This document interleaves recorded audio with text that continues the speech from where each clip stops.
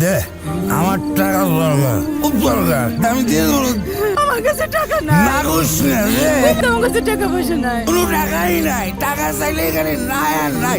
আমি তো টাকা দিই না, টাকা চাইলে এখানে নাই। তুমি মারে মারতেছো কেন? মাথা ঠিক আছে তোমার? আবার খেয়ে আসছো না তুমি? খাইছি, আবার খামু, আবার মারমু। তোর কি?